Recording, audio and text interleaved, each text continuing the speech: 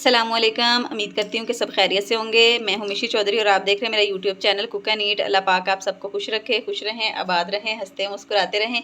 आज मैं बना रही हूँ गोश्त, बड़ा गोश्त, बीफ 2 किलो ये मैंने गोश्त लिया है। इसकी छोटी छोटी बोटियाँ करवाई हैं और इसको अच्छे से मैंने धो लिया है। अब ये एक प्रेशर लूँगी। बिस्मिल्लाहिर्रहमानिर्रहीम।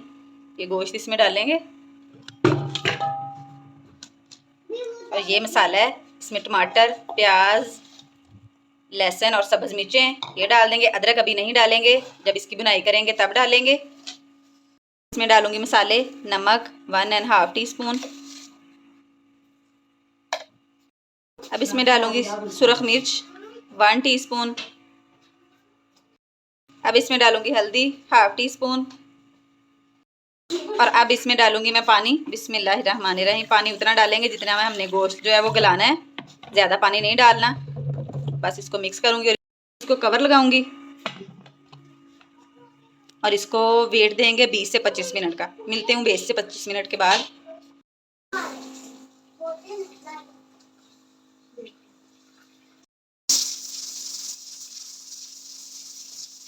25 मिनट हो चुके हैं। इसका जो स्टीम है निकल चुकी है। अब इसको खोल के चेक करेंगे। बिस्मिल्लाहिर्रहमानिर्रहीम। देखें जी, अब इसको चूल्हे पे रख के इसका पानी जो है वो खुश्क कर लेंगे और इसकी अच्छे से बुनाई करेंगे। ये गोश्त को मैंने कढ़ाई में शिफ्ट कर लिया है क्योंकि उसमें प्रेशर में इसकी बुनाई नहीं अच्छे से होनी थी, तो इसलिए मैंने इसको कढ़ाई में शिफ्ट कर लिया। अब इसमें इसकी बुनाई करेंगे। इसमें जो पानी था वो मैंने निकाल लिए। यखनी जो है वो बाद में इसको डालूंगी मैं जब गोश्त की बुनाई करेंगे। अब थोड़ा सा पानी रह गया, इसको अच्छे से खुश्क कर लेंगे, फिर इसमें डालेंगे ऑयल और इसकी बुनाई करेंगे।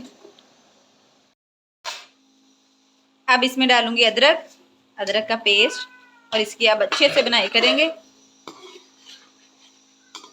अदरक के साथ। फिर इसमें डालेंगे ऑयल। अब इसमें डालूंगी कुकिंग ऑयल।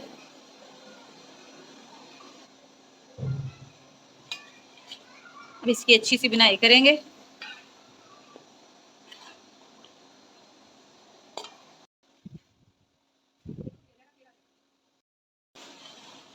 गोश्त की देखें बुनाई कितनी अच्छे से हो रही है, ऑयल भी देखें ऊपर आ रहा है। अब इस जगह पे इसमें मैं डालूंगी काली मिर्च ½ टीस्पून। मिक्स करूंगी।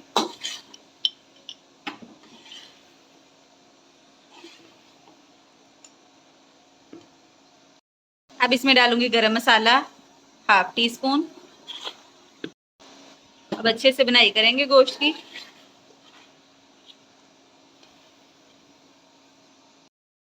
देखें जी, गोश्त की बुनाई अच्छे से हो चुकी है। अब इसमें डालूंगी मैं यखनी जो निकाली थी मैंने। बिस्मिल्लाहिर्रहमानिर्रहीम। ये मैंने हल्की सी ग्रेवी सी वाला बनाना है, इसलिए ये मैंने यखनी डाल दिया। अब इसको मैं पकने दूंगी कवर करके हल्की आंच पे 5 मिनट के लिए। ये देखिए जी, सालन हमारा बिल्कुल रेडी है। इसको मैंने इतना ही रखना है, इसकी ग्रेवी जो है इतनी रखनी है। इसको आप सादा बीफ का सालन भी कह सकते हैं और इसको कोरमा भी कह सकते हैं। देखें माशाल्लाह। अब इसके ऊपर डालूंगी सब्ज़ धनिया और इसकी फाइनल लुक आपको डिश आउट करके दिखाती हूँ। ये देखें जी, माशाल्लाह माशाल्लाह मज़ेदार सा बीफ कोरमा हमारा बिल्कुल रेडी है। आप इसको ज़रूर ट्राई कीजिएगा।